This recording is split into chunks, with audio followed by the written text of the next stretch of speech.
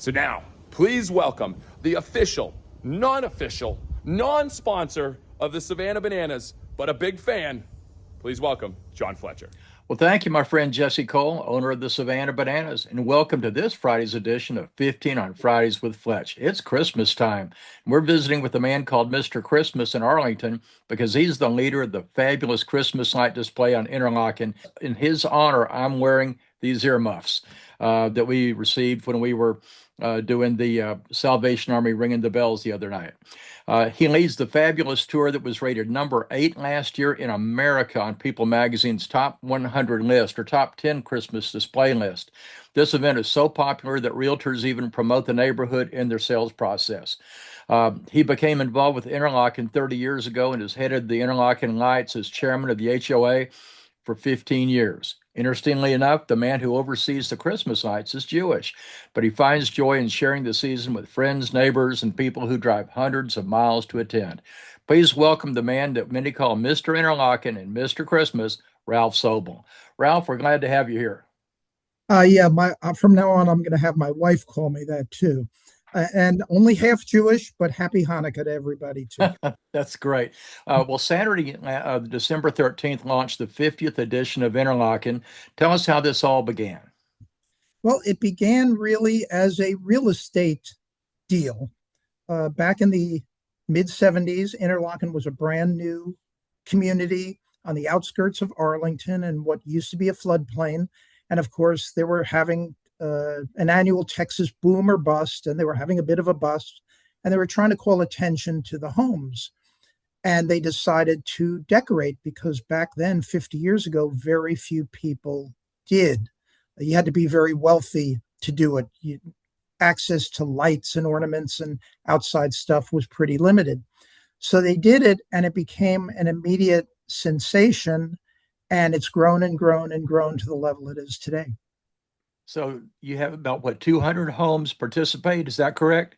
There's a 2-mile circular route with 200 homes on it, which is really the thing which People Magazine caught the attention of People Magazine. There are lots of beautiful Christmas lights neighborhoods, but very few set up so naturally as ours.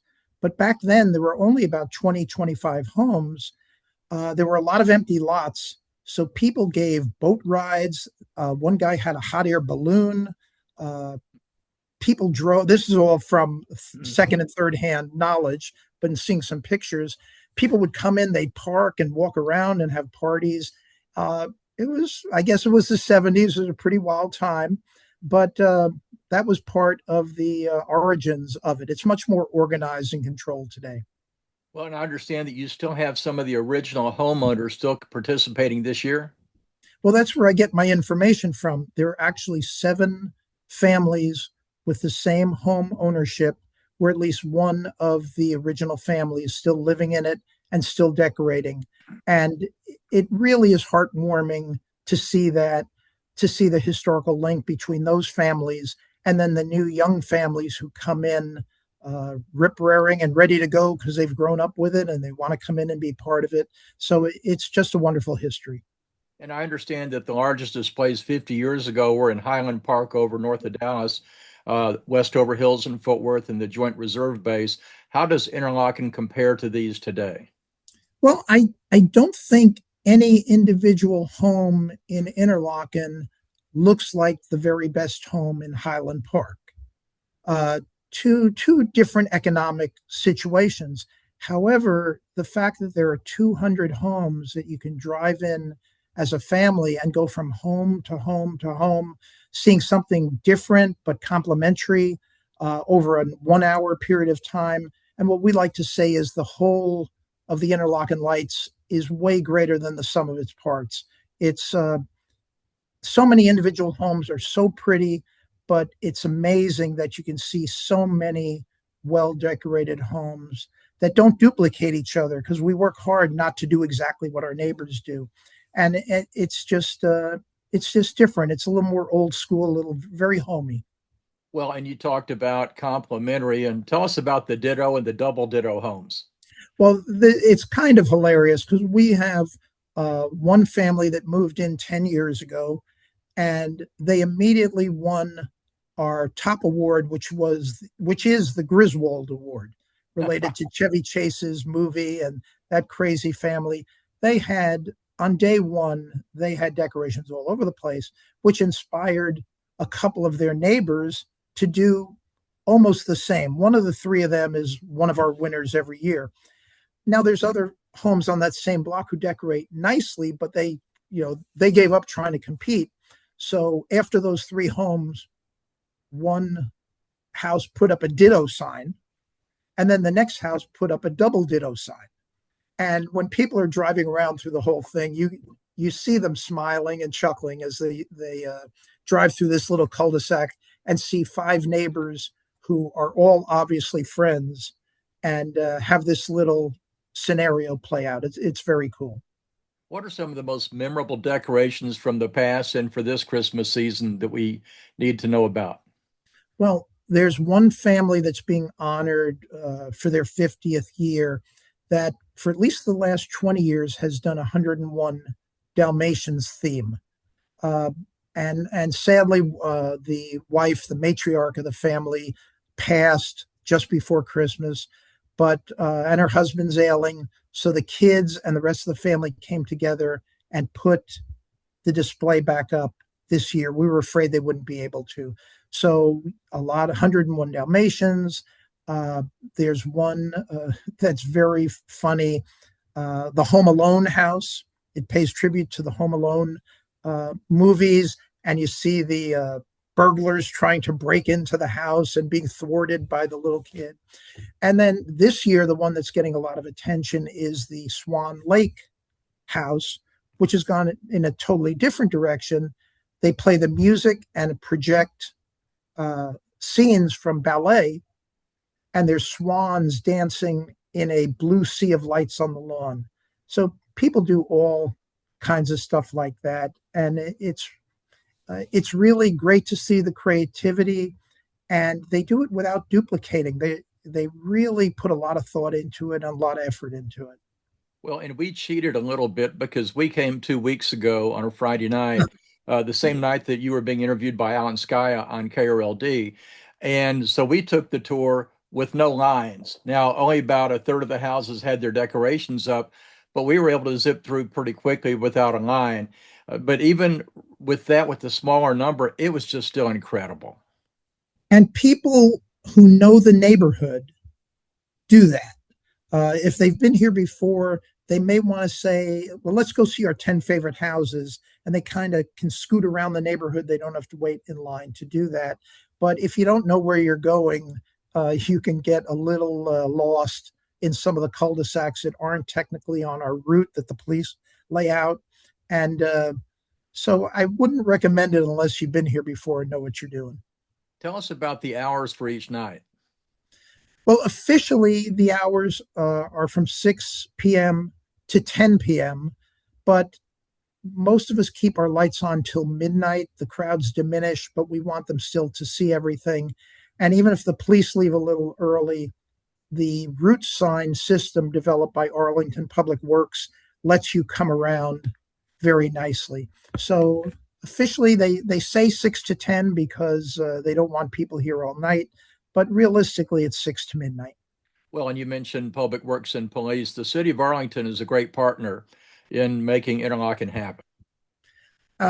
When I got involved in this, I went to a meeting at police headquarters, and they're really professional. I got to see what their emergency evacuation plan would be if something happened at a Cowboys game or at the World Cup, that the police have.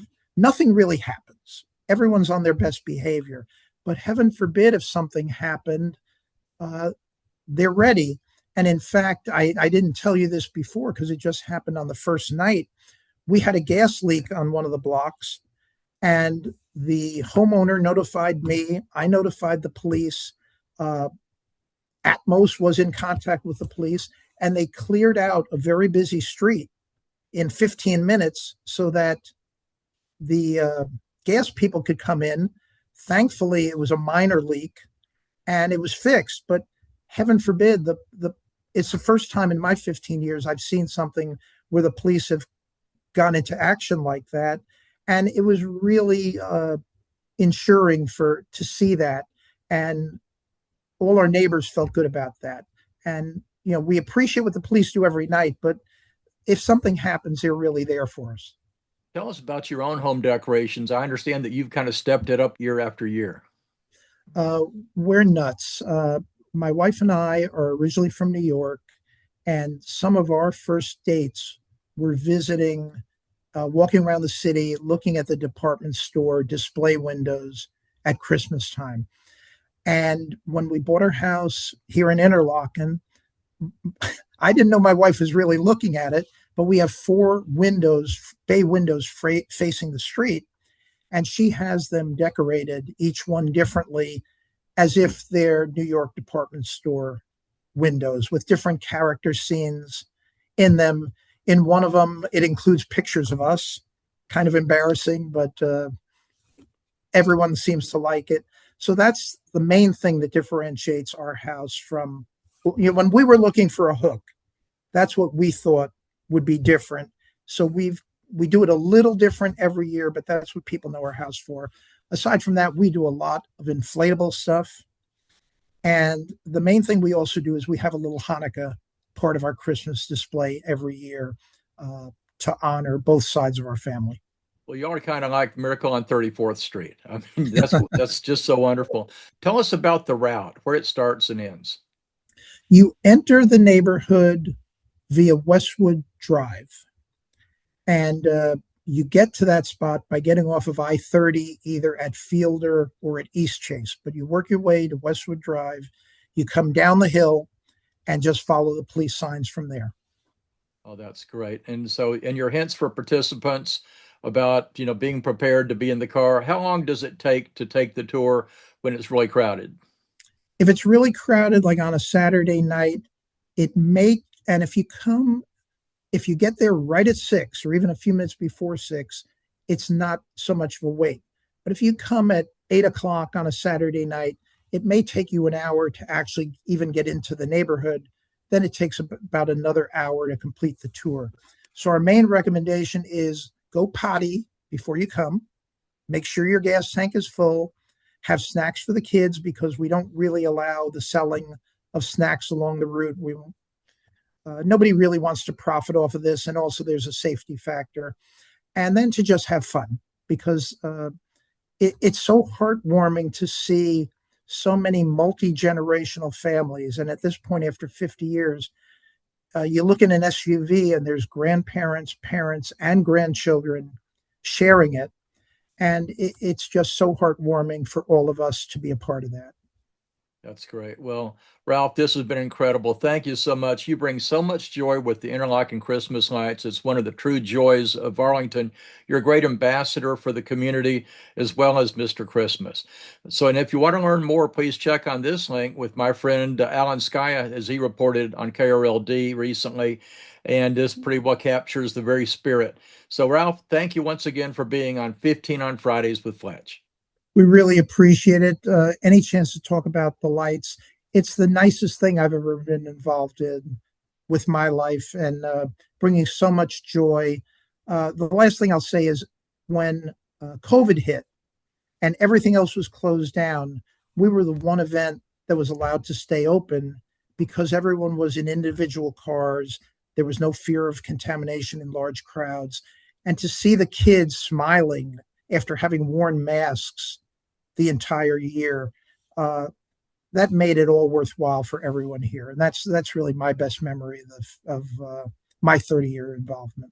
That's great. Well, and I wore the earmuffs in honor of you because Rebecca, a lady from Mardell's, gave them to us when we were ringing the bells for Salvation Army at Hobby Lobby the other night. So thanks again, and we'll look forward to seeing you on the tour. Thanks again, Ralph. Good night. Merry Christmas and Happy Hanukkah. Thank you.